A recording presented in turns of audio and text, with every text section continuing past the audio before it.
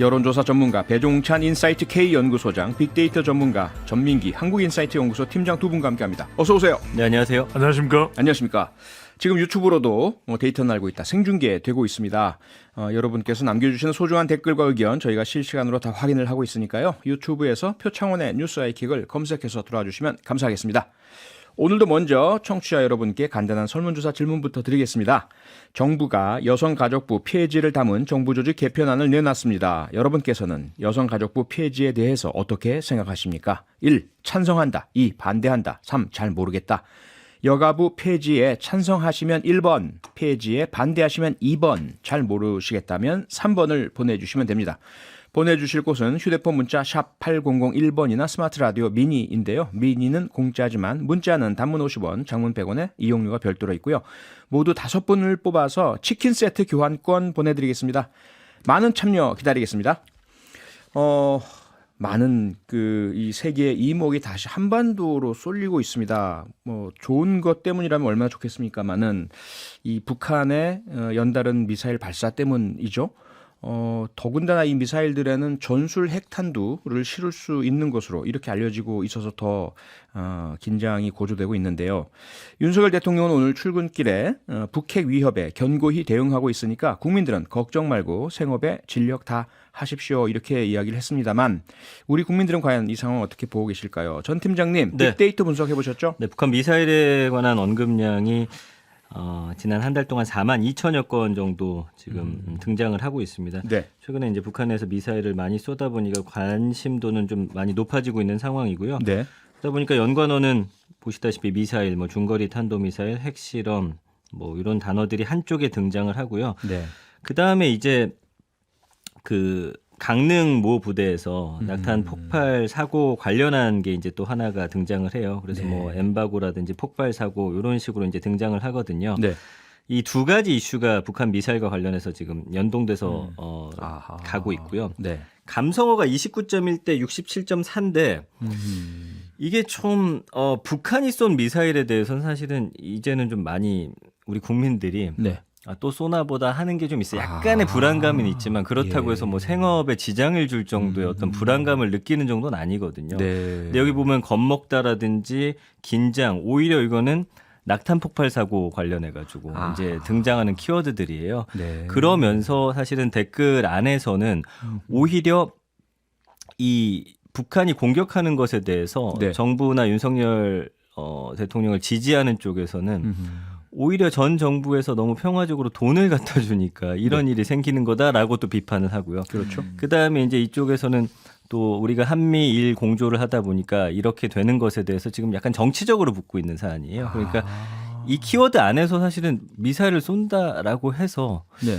우리가 막 굉장히 불안한다든지 이런 건 아닌 것 같고요. 그리고 네. 윤석열 정부가 사실은 대응을 잘한다라고 보는 입장보다는 지금 정치적으로 양극단에서 지지하느냐 지지하지 않느냐에 따라서 이 전 정부를 오히려 비판하고 네. 현 정권을 비판하고 약간 이런 식으로 지금 충돌하고 있는 그런 상황입니다.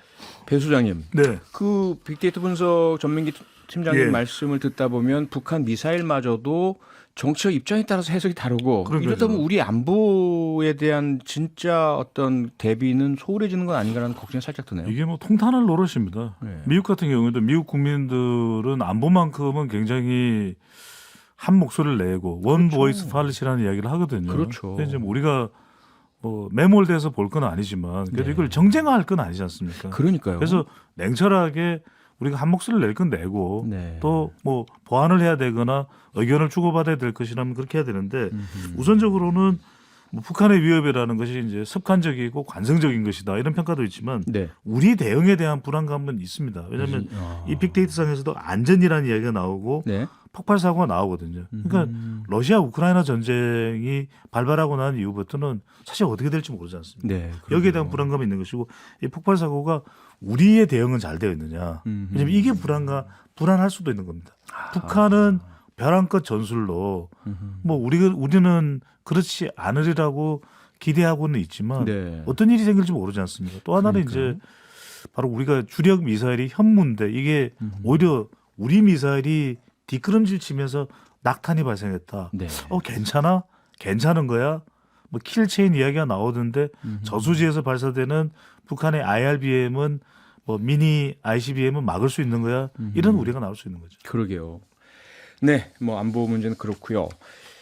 윤석열 대통령 지지율 조금 올랐죠, 배 소장님? 네, 바로 이게 북한 미사일 발사가 원인이 되었기 때문이다라고 하는 분석도 나옵니다. 리얼미터가 미디어 트리뷴의 의뢰를 받아서 지난 4일부터 7일까지 실시한 조사이고요. 네. 자세한 사항은 중앙선거여론조사 심의위원회 홈페이지에서 확인 가능합니다. 윤석열 대통령 국정 수행에 대해서 어떻게 평가하는지 물어봤는데요. 직전 조사보다는 0.8%포인트 올라간 아하. 32%로 나타났고요. 네. 부정평가도 0.2%포인트 내려온 65.8%인데 이 조사 결과를 보고서 뭐 별 변화 없네 이렇게 생각하실 수도 있지만 지난 대선 때의 후보 간 차이이 0.73이지 않습니까? 그렇죠. 그러면 0.8이 뭐 그래도 요즘 뭐 해외 순방 논란도 있었고 네. 비속어 논란도 있었고 그런 상황에서는 북한 미사일 대체적으로 60대 70대에서 결집하는 모습 또 네. 대구 경북 또 안보에 민감한 가정주부층에서 재결집하는 결과가 나오면서 북한 미사일이 영향을 줬다라고 네. 볼 수 있습니다. 아, 그렇군요. 네, 감사원도 최근 갑자기 또 관심의 대상으로 떠오르고 있는데요. 전 팀장님, 네네. 지난주에는 사실 감사원 관련 빅데이터 언급량이 이렇게 많이 나오지 많지 않았지 않았죠. 않습니까? 예, 예. 근데 그 이후에 좀 많은 이슈가 불거져서 어떻습니까? 일주일 동안 많이 늘었나요? 굉장히 많아졌습니다. 일주일 동안 88,500여 건 이제 언급이 됐거든요. 예. 관심이 높았죠. 그래서 감사원 관련해서 이제 문재인 전 대통령, 그다음에 서면 조사라든지 조사, 뭐 정권, 그다음에 정치 보복이다, 뭐 이런 단어들도 보여지고요. 네. 감사원장 이야기 나오고 그 감성어가 15대 81.7이에요. 약간 무례한다라는 그 문재인 대통령 발언과 관련해서 좀 무례하다라는 감성어가 좀 많고요. 네. 그다음에 적절하지 않다라든지 명예훼손이다, 불쾌하다, 부당하다, 경노하다. 네. 그러니까 오히려 이 부분에 대해서는 사실은 그 절차와 그 어떤 순서를 무시한 이런 지금 행동이다라는 부분에 대해서 이 부분에 대한 좀 그 문재인 전 대통령을 좀 옹호하는 듯한 그리고 지지하는 그런 쪽의 목소리가 훨씬 더 크게 지금 등장을 하고 있더라고요. 아하, 네. 그래서 뭐 모르겠습니다. 이제 이 여권에서는 이 부분에 대해서 또 수사를 해야 된다라는 목소리도 있는데 일단은 좀 이 문재인 대통령을 지키고자 하는 목소리들이 좀 더 강하게 지금 드러나고 있는 그런 상황입니다. 네. 배 소장님. 네. 빅데이터 상에서는 지금 전 팀장님 말씀처럼 감사원 이슈가 절차 위반 무례, 특히 문재인 전 대통령에 대한 그런 조사가 부적절하다 이런 의견으로 결집되는 것으로 나타나는데 예. 일부 분석이나 보도에 따르면 여론조사상에서는 오히려 윤석열 대통령 지지층, 여권 지지층이 결집을 해서 그것이 윤석열 대통령 직무수행 지지율을 올리는데 영향을 미쳤다 이런 분석도 그렇죠. 있던데요. 결집의 원인이 됐을 수 있습니다. 그 이유는 네. 또 워낙 윤석열 대통령의 악재가 또 해외 순방과 비속어 논란이었거든요. 네. 그런 이슈를 덮어버린 거죠. 감사원 이슈가 불과 한 일주일여 만에 9만 건 가까이라는 것은 우리가 이건 굉장히 많은 언급량입니다. 그래서 우리가 빅데이터 상에서 언급량이 많을 때 주로 어떤 검색어와 비교하냐면 김치나 피자거든요. 많이 우리가 검색, 김치, 네. 피자? 그러니까 이 언급량과 이 김치와 피자와 언급량이 맞먹을 정도거든요. 아하. 감사원이 물론 김치나 피자가 되면 안 되겠지만. 네, 그렇죠. 그러니까 이런 현상이 나타났다는 것은 그만큼 양 진영 간 모두가 관심을 기울이는 논란 이슈가 돼버렸다. 네. 그렇다면 국민의힘이나 윤석열 대통령으로서는 워낙 악재가 있었는데 감사원이 그 부분을 좀 뒤덮은 것이고 또 보수층에서는 이 빅데이터 상에서도 고발하다가 나오거든요. 그러니까 유가족들은 이 서해 피살 공무원 유가족들은 또 고발하다 문재인 전 대통령을 그러니까 이런 내용들은 또 이게 북한 이슈거든요. 그러니까 북한 미사일 플러스 북한 관련 이슈가 겹쳐지면서 보수층이 결집하는 원인이 됐다고 볼 수 있는 것이죠. 네. 그렇다면 그것이 우연하게 그 비속어 논란을 다른 감사원 이슈가 덮은 결과가 나타난 건가요? 아니면 이슈를 이슈로 덮는다라는 어떤 의도성이 보이시나요?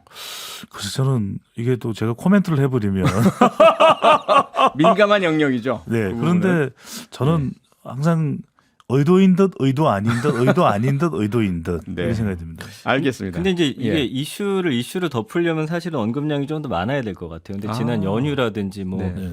뭐 최근에 있었던 그 불꽃 축제라든지 이런 쪽으로 좀 이슈가 많이 쏠리다 보니까 아마 이번 주 이후에 오히려 더 저는 극화될 것으로 좀 보여지거든요. 네. 그 이후에 좀 반응들도 살펴봐야 될 것 같습니다. 그렇죠. 이번에 네. 또 이제 북한 미사일 이슈가 계속 지속되기 때문에 이번 주와 다음 주는 정치권을 도배하는 것은 북한 관련이 상당히 강하게 부각된다고 봐야 되겠죠. 네, 여전히 북한이 대한민국의 여론을 또 이렇게 많이 영향을 미치고 예. 그러네요. 네.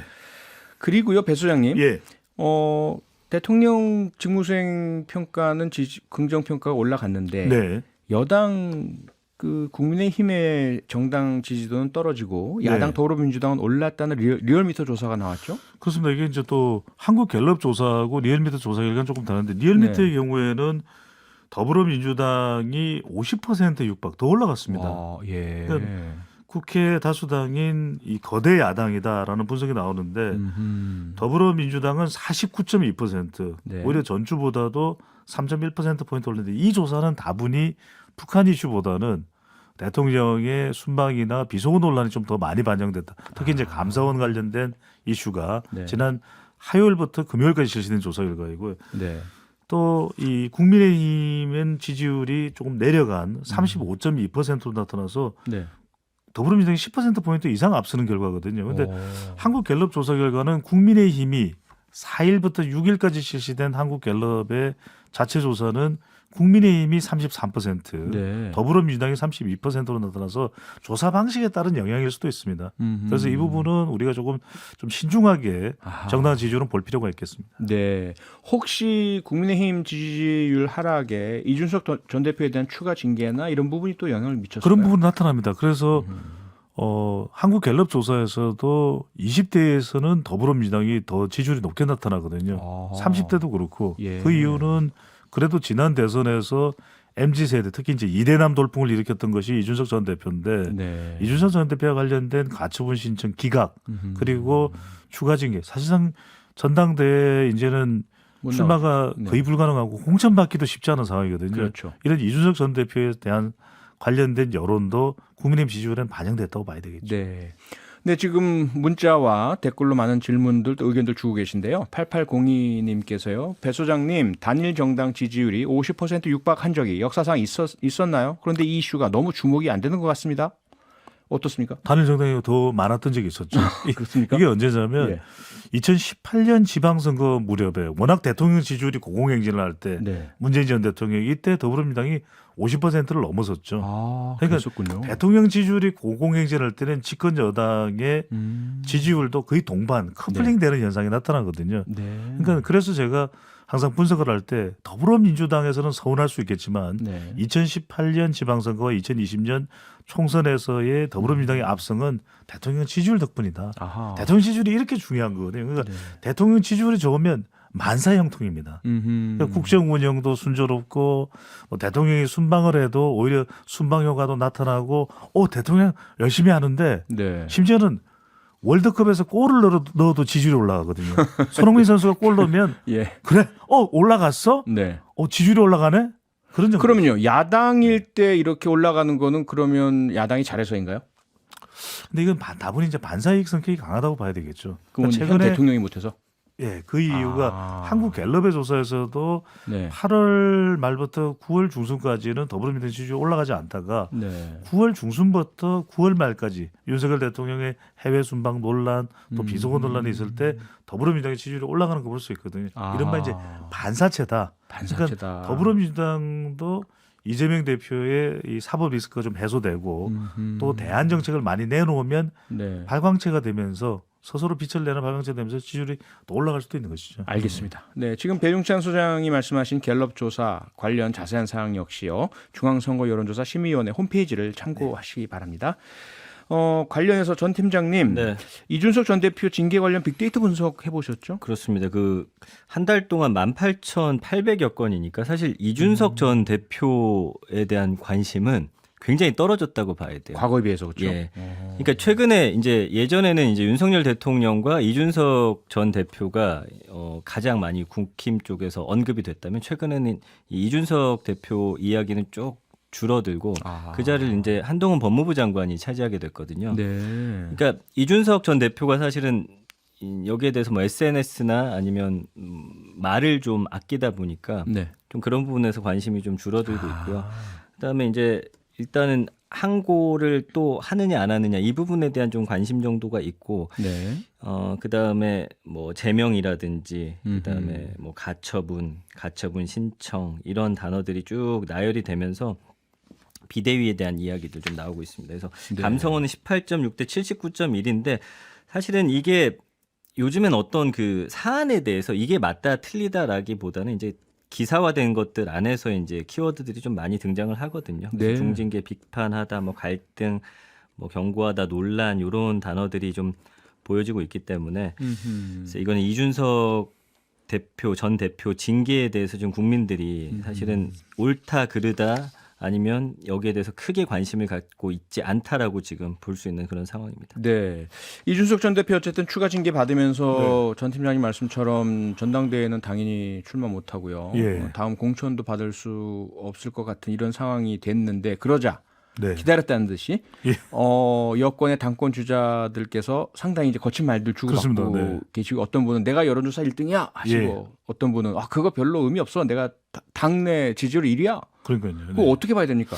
그게 일종의 동상이몽이죠. 네. 결과의 해석은 다 따로 하는 것이죠. 아하. 네, 꿈보다 해몽이 좋아야 되는데 꿈은 안 꾸고 해몽만 좋은 거 아닌가 싶은데 꿈도 세목만요. 이준석 전 대표도 조금 아쉬운 건 예. 그래도 빅데이터의 언급량이 참 작아요. 제가 비교를 해봐도 윤석열 대통령하고는 거의 적게는 기간에 따라서 다른데 25배에서 50배까지 차이가 납니다. 오. 그러니까 언급량이 많아야 예. 자신이 가지고 있는 이 파괴력도 확인이 되는 것이거든요. 그렇죠. 그러니까 그러려면 조금 이준석 전 대표가 좀 균형감이 있어야 돼요. 균형감이 있고 또 밝은 이슈로 접근을 하면 네. 이게 이 파급력이 커지거든요. 우리 아하. 표창원 진행자처럼 그래서 좀 그런 노래를 면에- 부르라고 할까요, 그럼? 네? 노래를 부르라고 할까요? 아니다, 예. 네.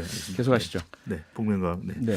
자, 그래서 이제 이준석 전 대표가 이제 도전하기 힘든 이 전당대회에 대해서 유승민 전 의원이 대체적으로 발표되고 있는 조사 결과를 보면 전체 응답자에서는 가장 높은 지지율이 대체로 나타나고 있거든요. 네. 그런 이유는 뭐냐면 전체 응답자니까 더불어민주당 지지층에서 진보층에서 아하. 그러다 보니까 이제 이것을 두고서 이제 역선택이다 이런 이야기가 나오는데 예. 최근에도 안철수 의원이 한 방송에 나가서 역선택입니다. 그거 전체 응답자 여론입니다. 이랬거든요. 네. 안 비슷한가 보네요. 네. 그래서 이제 나경원 의원 이야기는 예. 아니 뭐 전체 응답자가 뭐 중요합니까? 국민의힘 지지층에서는 나야 나에서 이제 나경원 그래서 나야나군요. 네. 그러니까 나경원이 네. 네. 예. 나야 나 이렇게 해서 이제 아하. 나경원 전 의원은 내가 당 대표로서 저 국민의힘 지지층에 여론이 좋다 이러니까 네. 안철수 의원이 정말 이제 획기적인 발언을 했죠. 유승민도 나오고 나경원도 나오세요. 흥행해야죠. 그래서 저는 이게 지금 근데 과연 이 떡줄 사람은 당원들이거든요. 네. 이 당원들이 어떻게 될지 중요한데 결국 이제 궁금한 점은 유승민 전 의원이 당 대표 가능성이 있느냐. 그러니까요. 저는 쉽지 않을 것 같아요. 왜 그러냐면 네. 결국 이게 전당대회 룰이 음흠. 당원 70% 국민 여론조사가 30%인데 30%? 예. 지난해 이제 6월 11일 이준석 전 대표가 당 대표가 될 때 보면 당원도 근접했어요. 근접해 갔어요. 그랬죠. 물론 나경원 전 의원이 나경원 후보가 전당대회에서 당원은 이겼지만 국민 여론조사에서는 월등하게 이준석 전 대표가 이기고 근데 그렇죠. 당원에서 이 윤심을 얻어야 되거든요. 그렇다면요. 그렇다면 그걸 얻는 게 유승민 전 의원이 쉽지는 않아 보입니다. 네, 윤심이 당심이고 윤심 당심을 얻어야 된다. 그러면 누구라고 생각하세요? 윤심 당심을 얻은 사람? 네. 광고 듣고 오겠습니다. 아니, 소신 있게 말씀해 주시죠. 있으시면서 마음속에. 저는 정진석 예. 비대위원장도 가능성이 있다고 봤는데 이 일본 관련된 발언 때문에 식민사관 발언 때문에. 예. 아하. 물 건너갔다. 저는 김기현 안철수 두 의원은 상당히 지금 당권 도전에 대한 욕심이 있고 네. 나경원 전 의원도 그렇고 예. 그 중에서 누군가이지 않을까. 그 중에서요. 예. 알겠습니다. 네, 이건 오직 그 배종찬 소장님 개인 의견이었다는 말씀드리면서 저희들 광고 듣고 돌아오겠습니다. 국민의힘 이준석 전 대표 징계 이후에 그 국민의힘의 당대표 주자들, 후보들 관련된 이야기들 좀 나누고 있었는데요. 전 팀장님, 네. 지난주에 우리가 유승민 전 의원 빅데이터 분석해봤습니다. 그렇죠. 오늘은 나경원 전 의원 조사 맞습니다. 해보셨죠? 네, 지금 나경원 전 의원 언급량이 8,800여 건밖에 안 돼요. 많지 않네요. 지금 사실은 그 국민의힘 당 대표 누가 될 거냐 그들의 싸움에 대해서 국민들이 뭐 그렇게 크게 관심 갖지 않고 있다고 봐야 될 것 같습니다. 네. 그 아까 말씀드린 대로 그나마 이 안에서는 최근에는 유승민 전 의원에 대한 관심도가 조금 높아졌어요. 왜냐하면 그 발언들이 관심을 받다 보니까. 그러니까 요즘에 참 어려운 것 같아요. 그러니까 뭔가 이런데 내가 도전하는 것 자체로는 관심을 못 받고요. 네. 그럼 여기서 뭔가 내가 당대표가 됐을 때 이렇게 이끌어 가겠다. 이것도 또 안 되는 거예요. 그러니까 뭔가 어떤 이슈에 대해서 좀 강한 어떤 어조로 뭔가 비판을 하든지 이런 센 발언이 좀 나와야지만 국민들이 관심을 받는데 또 그게 양날의 검이 되는 게 약간 또 비호감으로 또 자칫하면 선을 넘을 경우엔 또 이게 넘어갈 수가 있거든요. 친윤을 강하게 하면 일반 국민으로부터 조금 비호감이 되고 반윤을 강하게 하면 당심에서 멀어지고. 그러나 어쨌든 국민의 관심은 받아야 되기 때문에 아하. 그 선타기가 요즘 정치인들의 가장 어려운 부분이 아닌가라는 생각이 들어요. 그래서 지금 두 사람이 이제 이야기를 하고 있는 게 네. 지지율 본인들이 1위다 이 부분이잖아요. 네. 그래서 이제 그런 관련 키워드들입니다. 그래서 감성어 47.3 대 51인데 이거는 사실 만 건이 안 되기 때문에 뭐 1등, 1위, 뭐 최고다 이런 단어들 이제 내가 1위다 이런 이야기, 능력 있다 뭐 이런 단어 보입니다. 상승세 보이다. 그러나 이거는 사실은 여론조사로 놓으면 표본이 너무 작다라고 봐야 될 것 같아요. 그래서 일단은 여기서 뭔가 이슈마다 뭔가 발언을 얹어야 될 것 같고요. 네. 그다음에 좀 더 좀 센 발언이 필요한데 그게 또 어느 방향으로 가야 될지는 네. 좀 굉장히 고민일 것 같습니다. 네. 자, 지금 뜨거운 이슈 가운데 또 하나가요. 여성가족부 여가부 폐지 논란입니다. 우선 간략하게 전 팀장님, 네. 정부에서는 폐지는 하지만 기능은 더 강화시킵니다 이렇게 얘기하고 있지 않습니까? 그렇죠. 그래서 말씀해 주신 대로 기능은 오히려 강화되는 거다. 그러니까 네. 이 기능을 보건복지부하고 고용노동부를 좀 분산한다라는 거죠. 그래서 네. 복지부 산하에다가 인구가족 양성평등본부 신설하고 여성고용 기능은 노동부에게 이관하겠다. 네. 뭐 이런 이야기죠. 그래서 여가부 주요 기능을 이어받을 뭐 이런 직급은 차관급 이상이 될 것이고 뭐 이런 이야기도 쭉 하고 있고요. 네. 그 김현숙 여가부 장관은 설명회에서 성평등을 오히려 강화할 수 있는 체계를 만들었다라고 자신 있게 말할 수 있다 이런 이야기를 하고 있거든요. 네. 이상민 장관도 여성 피해자, 범죄 피해자에 대한 역할을 법무부도 하고 여가부도 한다. 나눠서 하는 거고 오히려 강화하는 거다 이런 이야기를 하고 있습니다. 네. 자, 이렇게 해서 물론 야당은 당연히 반대하고 여성 단체들도 당연히 반대하고 있고요. 간략하게 배 소장님 소개해 주실까요? 예, 더불어민주당은 여가부 폐지가 안 된다 이렇게 이제 공식화했습니다. 네. 그래서 더불어민주당이 반대하면 이거 통과가 안 되는 거죠. 정부조직법이기 때문에. 예. 또 하나 이제 김현숙 여가부 장관도 이게 부처가 없어져 버리면 장관직도 상실되는 것이기 때문에 예. 일단은 더불어민주당이 반대하고 있기 때문에 실제로 현실적으로 여가부가 폐지되지 않을 가능성도 상당히 있습니다. 국회 통과해야 되는 법안이니까요. 네. 그렇죠? 네. 자, 빅데이터는 어떻습니까? 전 팀장님? 감성어만 좀 빠르게 살펴보면요. 예. 52.9%인데 반대가 훨씬 더 높습니다. 아하. 그래서 아쉽다, 멍청하다, 지지부진하다. 네. 그러니까 설명하지 못한다. 그러니까 이 어떤 강화되는데 이거 부서를 그러니까 나눠서 한다는 게 좀 말이 안 된다는 거죠. 아하. 어떻게 강화하는데 이거를 나누냐. 이게 말이 예. 안 된다는 좀 밑으로 그런 들어가고. 의견이 좀 더 강하게 나오고 있습니다. 알겠습니다. 자, 과연 빅데이터는 그런데 우리 뉴스아이킥 청취자 여러분들은 어떻게 생각하고 계실까요? 전 팀장님, 네. 어떻게 나왔습니까? 네, 우리 청취자분들은 3대 7 정도로 반대 목소리가 더 높으시네요. 예. 그렇군요. 의견들 소개 좀 해주실까요? 네, 제가 오늘 모니터가 여기 안 켜져 있어가지고 네. 6606님이 1번 현 여당이 이거라도 완수해 주길. 아하, 4016님 찬성하시는군요. 폐지 찬성. 기능은 다른 부서에서 충분히 살릴 수 있다고 봅니다. 네. 1325님은 2번 폐지 반대합니다. 새 대통령을 맞은 후 시대가 거꾸로 가는 듯한 느낌 저만 그런가요? 아하. 6319님도 적극 반대입니다. 대안도 없이 이대남 표만 의식한 행정이라 생각합니다. 6384님도 반대합니다. 젠더 갈등으로 서로를 나누지 말고 좀 더 여성들이 행복하고 안전한 사회가 될 수 있길 바랍니다. 라고 보내주셨네요. 네, 3대7 물론 뭐 국민 전체는 아니고요. 뉴스하이킥 청취자 여러분들의 의견이긴 합니다. 이 사안 어떻게 흘러갈지 저희들 계속 지켜보도록 하겠습니다. 데이터는 알고 있다 오늘은 여기까지 하겠습니다. 지금까지 배종찬 인사이트 K 연구소장, 전민기 한국인사이트 연구소 팀장 두 분과 함께했습니다. 두 분 수고하셨습니다. 고맙습니다. 감사합니다. 평일 저녁 6시 5분에 여러분을 찾아갑니다. MBC 라디오 표창원의 뉴스 하이킥.